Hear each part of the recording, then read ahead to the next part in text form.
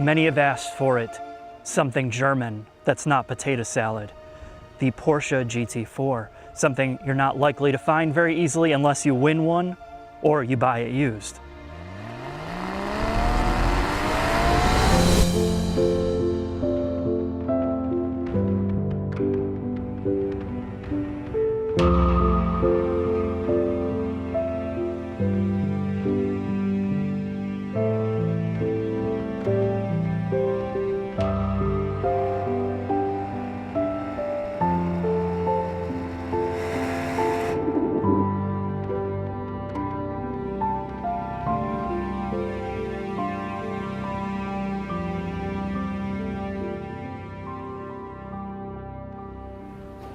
Oftentimes, as automotive enthusiasts, we watch car videos and we totally take for granted the fact that the cars are the stars of the shows. And we don't even know where these vehicles come from half the time. In the case of the Porsche GT4, this is a fundraiser car. The entire video is about a fundraiser vehicle for Tri Industries, a local business to me that its primary function is to employ and support people with severe disabilities and disabled veterans. Now, the most important part of this isn't the vehicles, surprisingly, it's the people behind them. Because without this organization, many people wouldn't have the ability to have a livelihood, to have an income. So these fundraiser vehicles that I'm doing videos on help to keep the lights on here. It's more than just having fun behind the wheel. And if you're somebody that loves this car, would like to own it, you can help to donate to this fundraiser to potentially win the car. So when you donate to this organization, you're not just donating to win a car, you're donating to help the other people that are involved in this, and that's why I'm proud to be a part of it.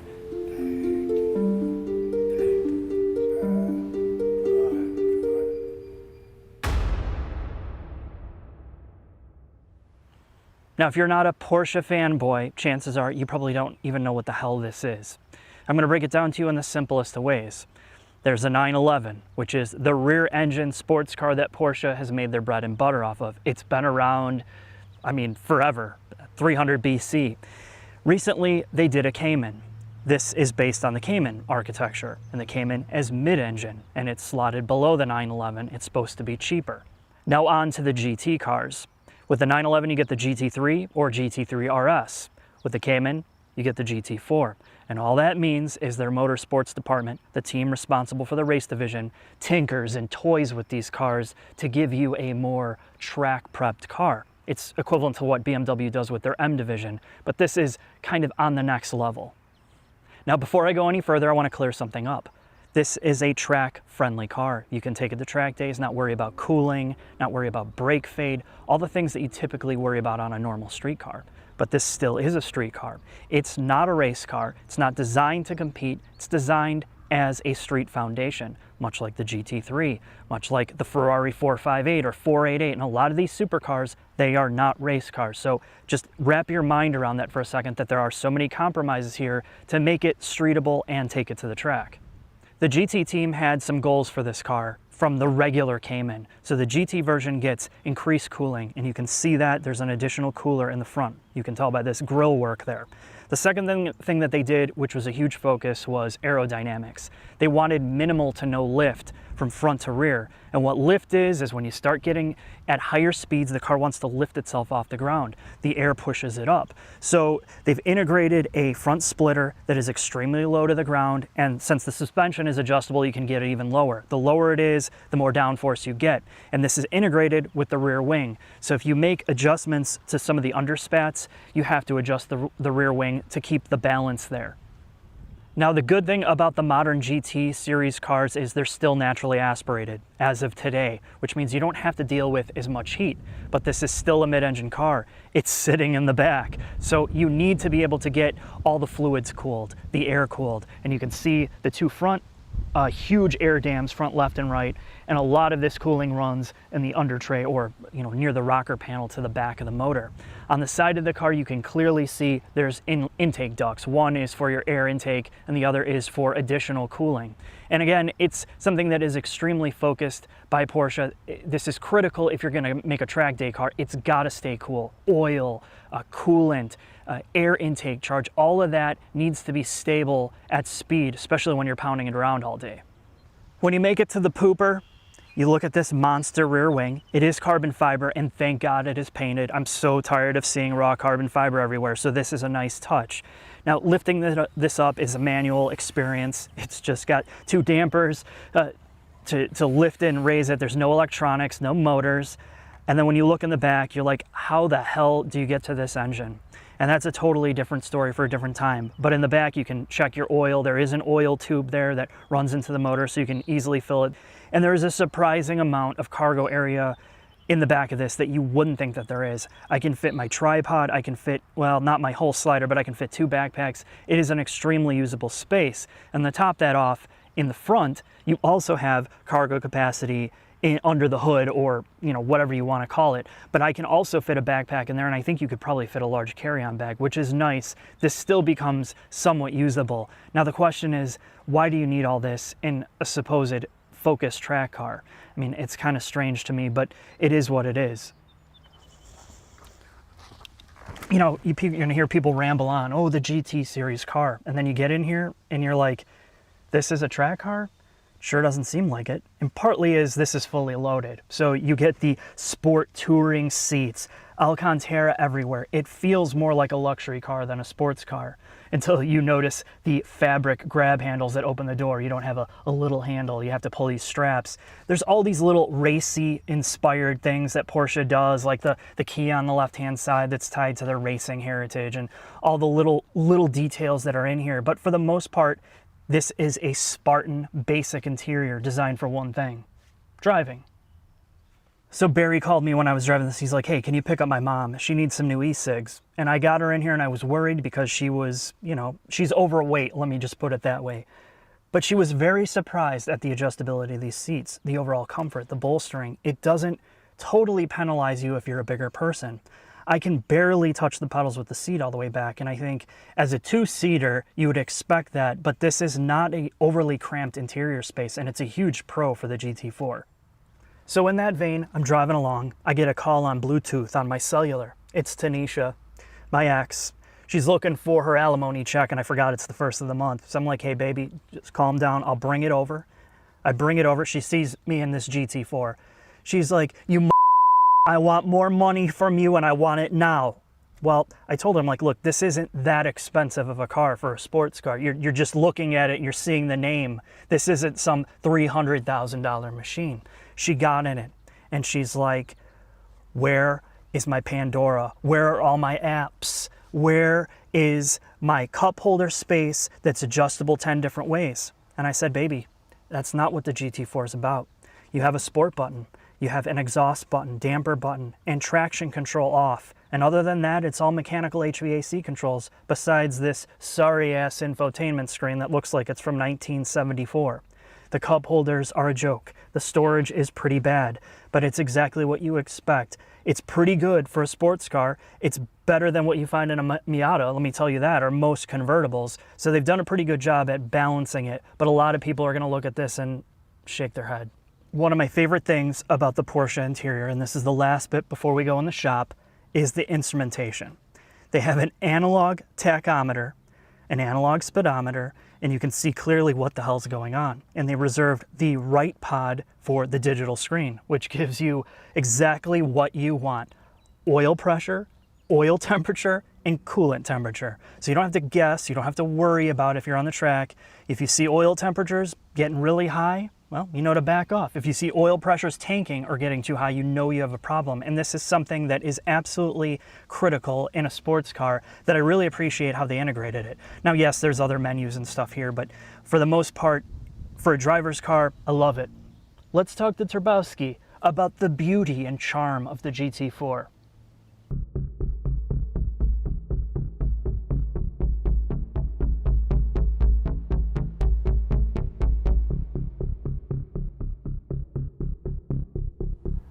Scott, you are always such a Porsche fanboy. This should excite you. That's one number too high. Why? Well, 4 and not a 3. Yeah, but the 4 is new. It's old news. It's mid-engine. And guess what? There's rumors that they're going to be putting the GT3 RS motor in the GT4, the new GT4 RS. Now, would that interest you? Nope. Okay, let's get on to the nitty-gritty of the Cayman GT4. This is not just a Cayman, despite what you think.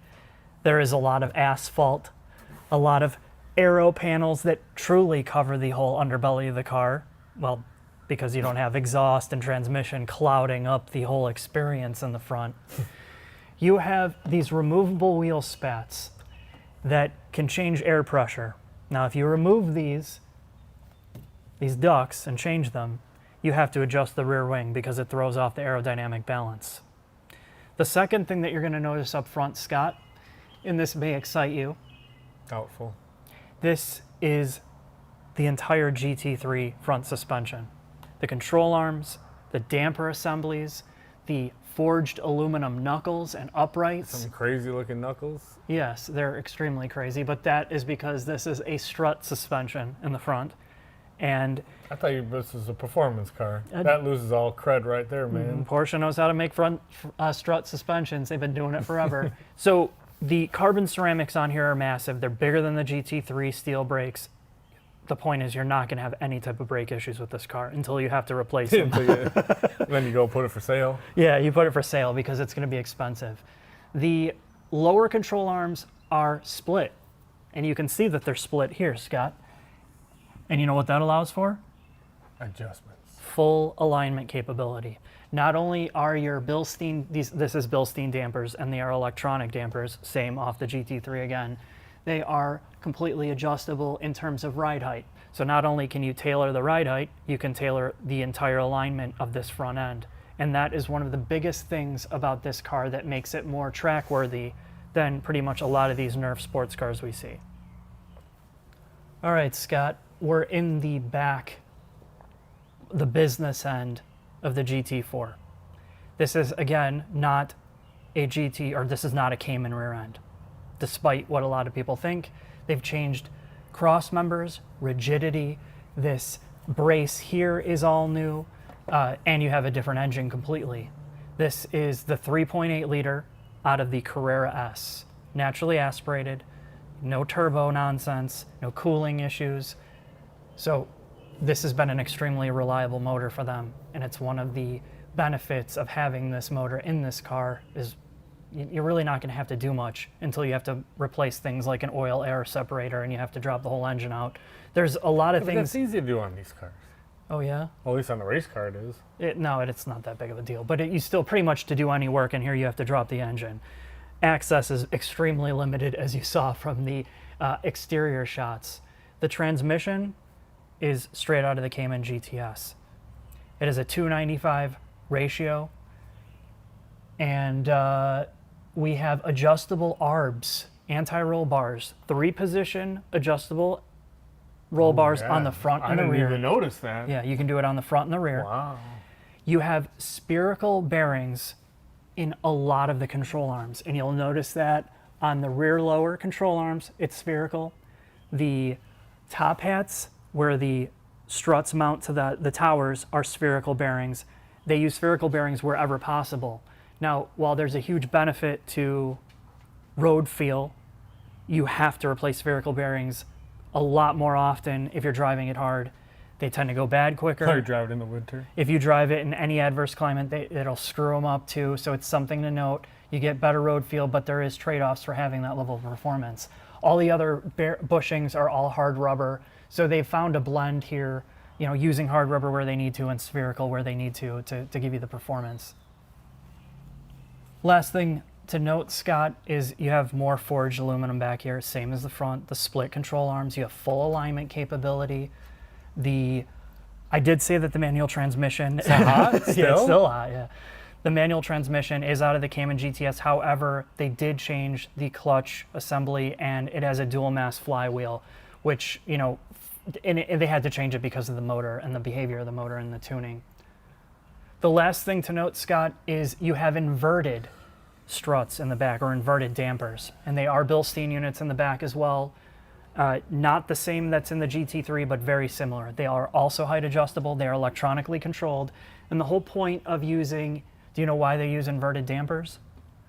Well, if you have a shock and the shock rod or the piston is at the top, you have a lot of piston travel. Mm-hmm. If you invert the shock and have the piston lower, it creates less travel. You don't have to have as much exposed, the piston rod, which means there's more rigidity because it's shorter. Now the thing is, you have to use more oil in the dampers. There's other trade-offs. Sometimes you have to use a piggyback canister, but they were able to do it with enough oil. They have enough stroke in these shocks. Inverting it creates more stability and structure in the suspension. So there you have it, the Longacre hybrid scales, Scott. They've told us that the GT4 Cayman's curb weight is 3,118 pounds. That is with a full tank of fuel.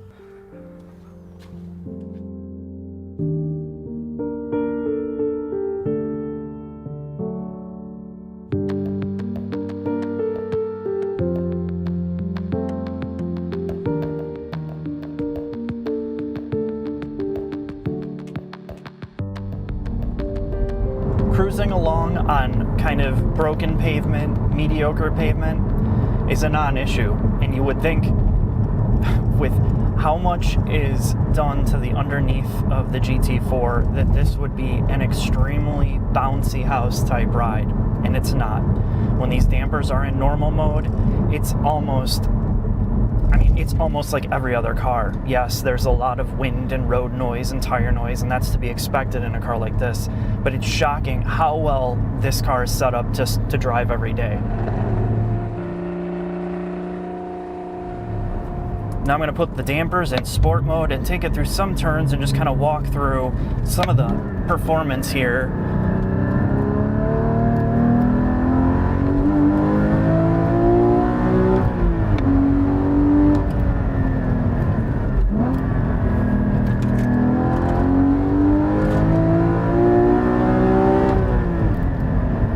These tires need a lot of heat in them. That's the first thing I notice. It wants to kind of step out and walk all over the place. But the best part about the GT3 is it communicates really well with what's going on. It's not a car like, your typical Mustang GT, where if you come out with cold tires and you mash on the throttle, the thing is just all over the place. This is not a scary experience.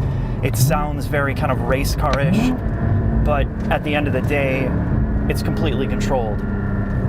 This is a car, much like the GT3, that you have to rev out. When you get to some of these track cars with naturally aspirated motors, they don't particularly make a ton of torque at the low end, and you feel it, and you know that it's like that guy, it just feels like that guy that is getting angrier, and you can see him getting more frustrated, and he's ready to blow. That's how you have to treat this car. You have to nag at it, you have to irritate it, and you just have to rev it out to get all the power. If you're somebody that likes a turbocharged or forced induction car experience, you're probably not going to like just how dead the power band is at the lower end.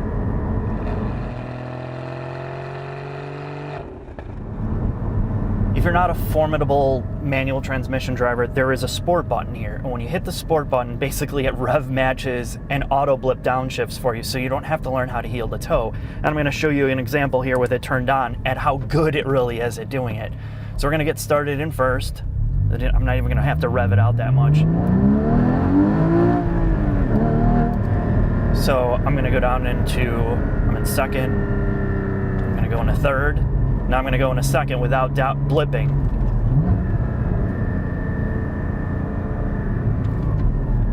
I'm going to go into fourth, downshift into third, second. It's really incredible, but I can do it myself, and I can choose to do it, but it's nice you have the option. So this is me doing it. Let's go through some more turns.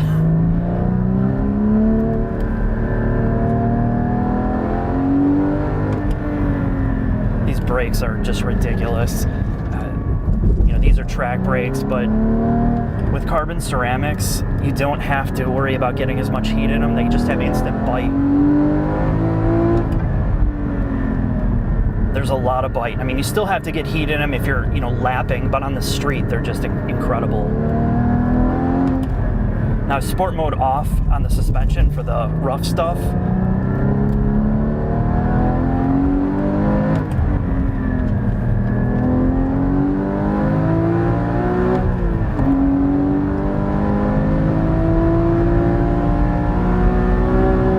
Listen to that exhaust note. Man, is it good.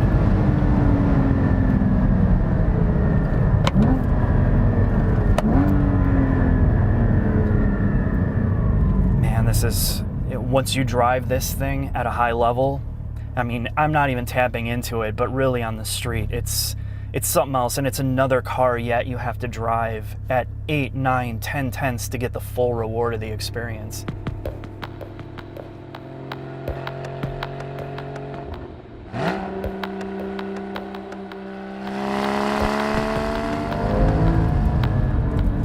To get these tires up to temperature here, we can kind of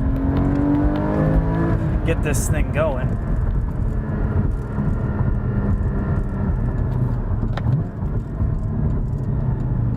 Now on back roads, and we talk about this kind of with the Mazda, they tune their suspensions on the softer side because some of the best roads are historically in bad shape. So we're going to leave the suspension in kind of normal.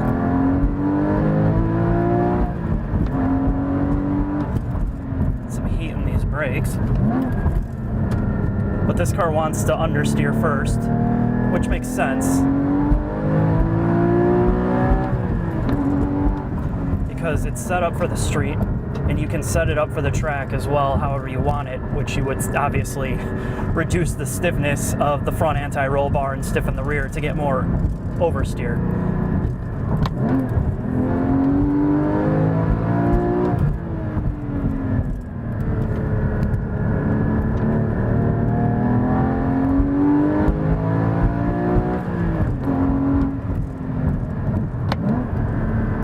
When we talk about sports cars, we understand that there has to be a compromise for street cars, right? You can't just make a race car for the road, because when you really get to that, down to the nuts and bolts of what race cars are, they're solid bushings, they're urethane bushings or spherical bushings. There's no compliance in the chassis. So when you drive a car like this, you know, you realize there's kind of a balance between both. You have rubber bushings, you have spherical bearings where you need them, and it gives you a sense of directness.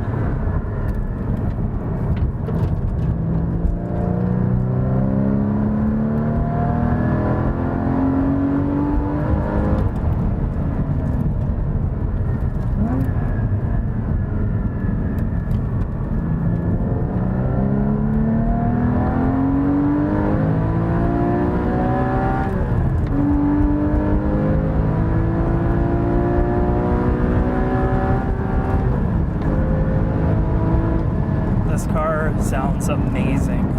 Amazing.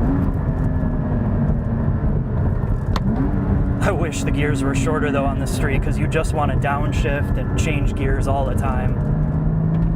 Now when I talk about suspension setups, well, let's talk about it a little bit while I'm driving like a madman. When you have a mid-engine motor, well, when you have a midship design, you get a sense of balance. And the way that this GT4 feels to me is the closest thing I can explain it to is a Lotus. Now there's a lot more compliance, a lot more give in the chassis.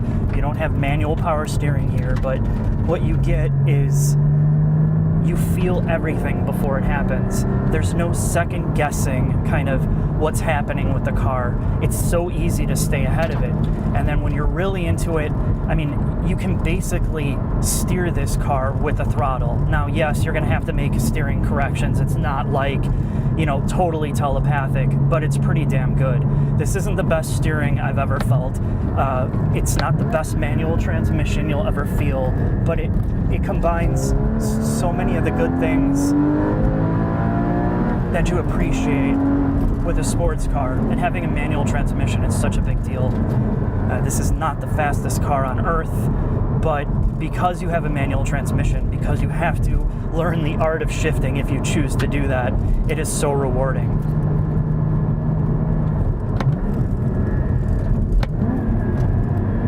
I wouldn't say you'd want to learn on a car like this, but it feels pretty good.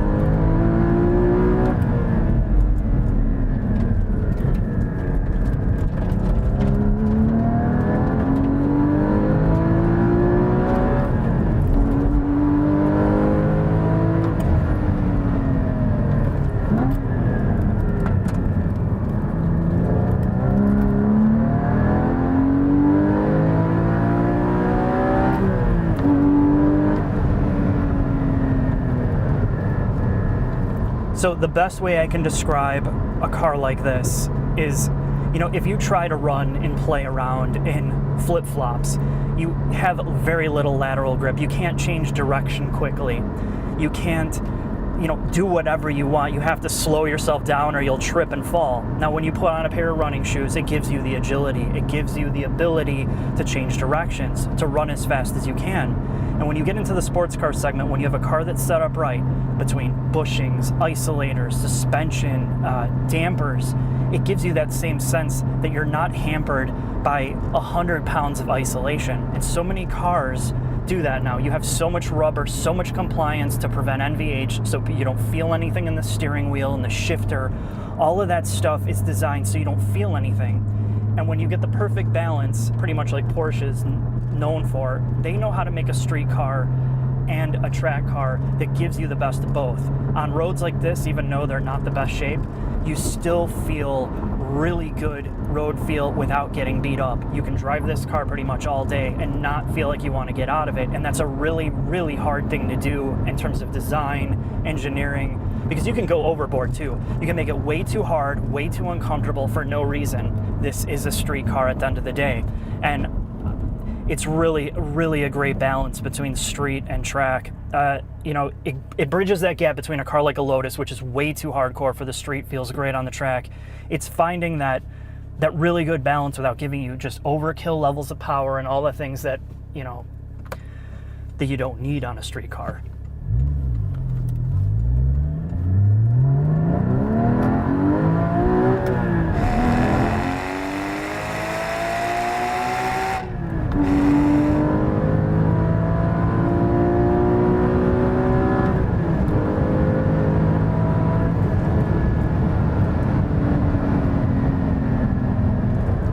Yeah, this is where, you know, you get into triple digit speeds and you need to have the sport dampers on in the sport mode because you don't have enough rebound in these dampers. It's more for street.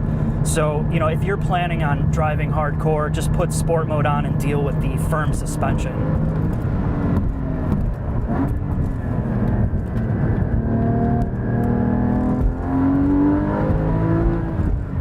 It's just so rewarding to drive a car like this.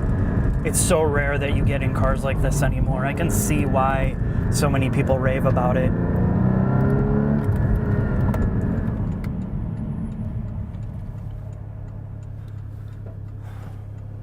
Now, when you get back to reality,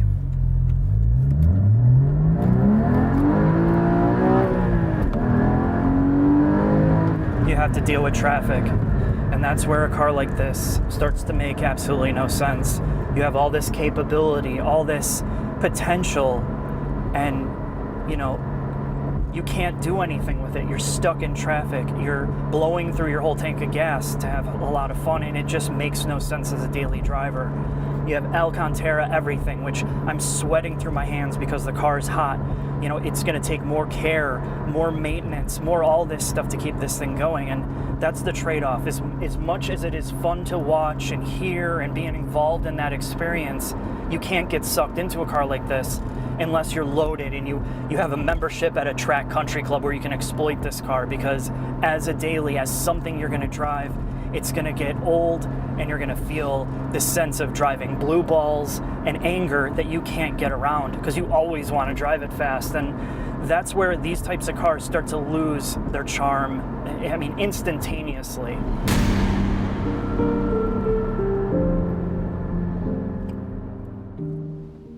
The conclusion to the Porsche GT4. Here's the biggest thing with high performance cars, or new cars in general. They are a horrible investment. They depreciate sometimes up to 20% when you leave the showroom floor. In the case of the Porsche, especially the GT series, this is one of the few cars that appreciate in value, namely if you keep it in good shape and you keep the mileage low. This specific model's under 1,000 miles and it's worth $15,000 more than MSRP, and probably you could get more than that if you really tried. In terms of driving the GT4, the pros are the mid-engine chassis. The fact that this car communicates so well with you, you can connect with it, you can stay ahead of the car without it being all over the place. You're not constantly having to chase this car around, and it doesn't take as high of a skill level to drive this fast as it does the rear engine 911 or the GT3. I got in this and I adapted to it very quickly, whereas when I got into the GT3 or GT3 RS, it took me some time to get used to the dynamics of that car. So most people are going to get into this and really enjoy it and be able to drive it fast. Last but not least, and I find this with very esoteric drivers' cars designed for people that really can drive at a high level. I'm not saying you can't enjoy this car without driving at a high level, but the point is you are not going to get the most out of it unless you're driving at 8, 9, 10 tenths. You can't do that on the street. You have to drive it on a track. And for the people that buy these and rub them with a diaper and just kind of put them around, you are not going to get the full enjoyment out of a vehicle like this. You're better off with a regular Cayman or a car that doesn't have to be pushed so hard. It doesn't have to be challenging you as a driver as much. This is for a very specific person. Yes, it sounds amazing. Yes, there's all the prestige. But if you're somebody that is just a casual driver, this is going to be a waste, and I'm just being totally straight about it. All of that aside, if you are somebody that has the money to buy one used, or if you want to donate to try to win this specific car, you're not going to be disappointed in it. You know, we can nitpick all the little fine details about what it is, what it isn't, but this is really an amazing car.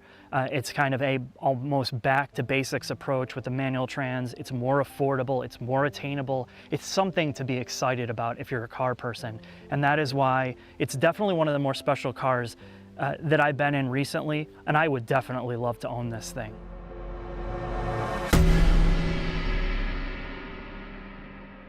We at Tri would like to thank you for helping us support our mission through this fundraising effort. We would also like to thank Mark for all that he has done with our fundraising effort and to put our message out there.